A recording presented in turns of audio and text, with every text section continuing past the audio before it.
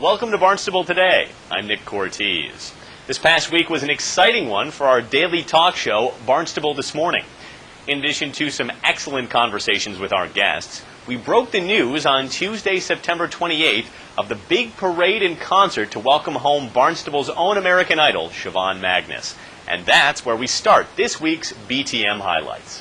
We've been working on a really big story this morning, and here to bring it to you right now, before anyone else, is Melissa Chartrand. What is it, Melissa? Let us know.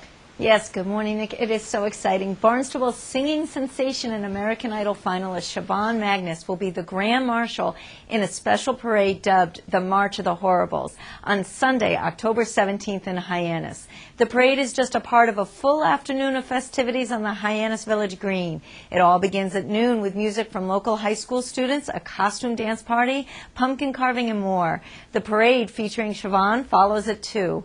All in attendance are encouraged to come in their best Halloween costumes and march along. After that, it's a special concert featuring Siobhan's father, Alan Magnus, and his band, with Siobhan joining in on a few tunes, followed by a performance with her band, Lunar Valve. Later that day at 6 p.m., it's the opening of the Barnstable High School Drama Club Haunted House. Full details will be available at the BHS Drama Club website, along with the Town, Hyannis Chamber, Hyannis Bid, and Cape Cod Chamber websites. I first heard the murmurs about this story about a week ago or so, and the date ended up being correct, at least what I had heard originally speaking. But I had, I guess I expected that it was going to be some kind of big deal, but I had no idea that it would take on this really elaborate kind of theme situation. And here's how you can tell, folks, that this wasn't just like breaking news 5 minutes ago. There's this beautiful, glossy bill already made up that will be, I'm sure, plastered all around town for you to see, and you'll be reminded many times over the course of the next several days about when this is happening, and we'll reveal more details, of course, as they come into us and as we become allowed to reveal them. Siobhan, of course, is a product of the Barnstable School District, which recently got some more good news about last year's MCAS scores. As Superintendent Dr. Patricia Grenier told us on Monday, September 27th, the district is meeting its annual yearly progress requirements and has the highest possible district rating from the state. But within the bigger picture is the story of the former Barnstable Middle School, now the Barnstable Intermediate School, which at the beginning of 2009 was 1 year away from a possible state takeover due to poor performance. Here, Dr. Grenier explains how restructuring the school and the mindset of its students pulled BIS back from the brink. I have to tell you, at the beginning of the year, last year, there were a lot of unhappy people. People had changed their comfort zone. They weren't in their same schools.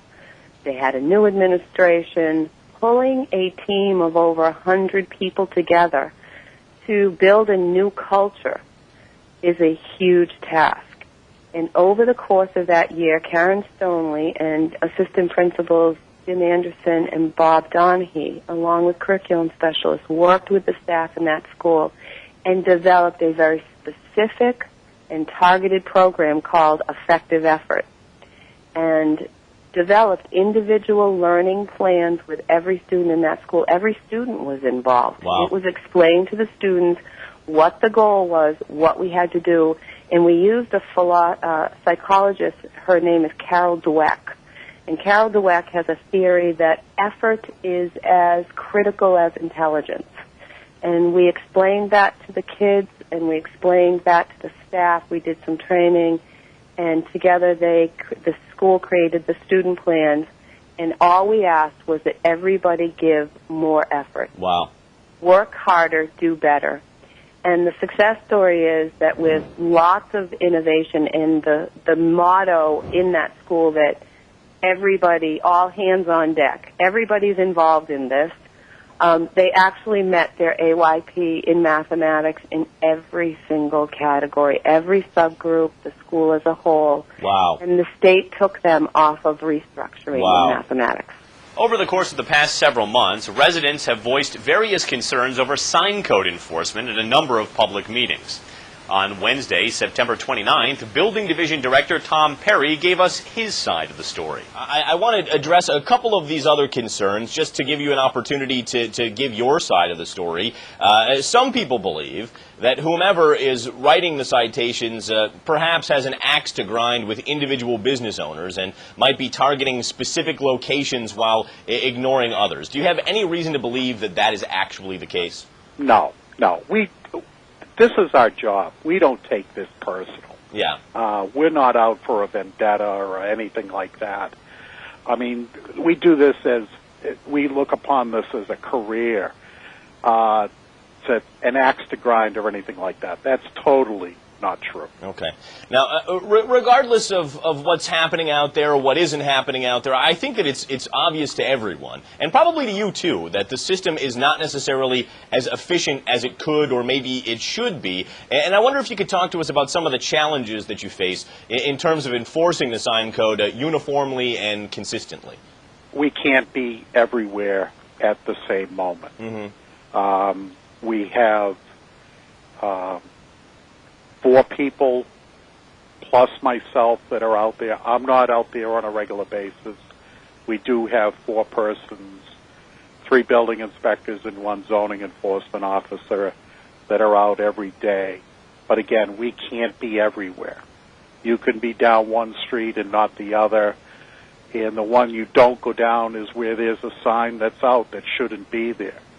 We're not patrolling every street looking for signs. Mm-hmm. So, again, we can't be everywhere every day.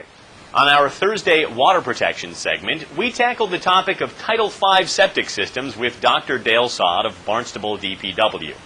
It's not exactly the most appetizing discussion, but it is a valuable one, as Title V systems are how wastewater is currently treated in a significant number of homes on Cape Cod.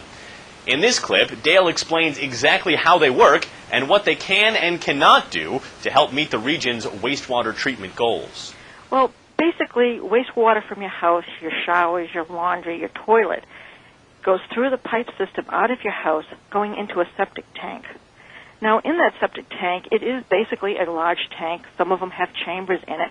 But what happens is it allows anything that could the solids that could settle down to the bottom, they allow it to sink to the very bottom of the tank, Mm-hmm. and anything that's floatable, like oils and grease, to rise to the surface to form like a scum layer. Okay. In the tank itself, natural bacteria will decompose the organic material in an anaerobic condition. That means a condition where there's not much air. Yeah.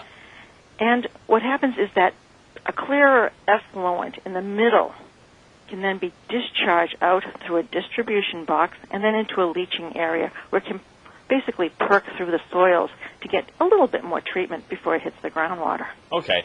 So Title V systems are supposed to be nice and tight and, not allow raw sewage to leach into the groundwater. But still, we're finding that they are inefficient in removing nitrogen. So I wonder, what's the problem with that? Were Title V systems just simply not created to do that, or what? No, Title V systems were created for one thing, and that was to protect public health and to basically take that liquid that was at times pulling on the surface or running across the surface in some areas and put it underground so that you couldn't easily get your hands on it or walk through it.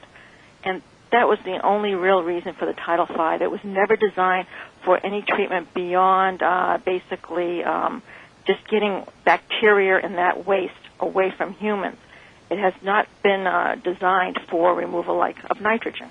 If you'd like the full-length versions of any of these interviews, they're all available online. You can find them in the town's video archives at town.barnstable.ma.us. Well, that's all for now. Everybody have a great weekend. I'm Nick Cortez, and we'll see you next time on Barnstable Today.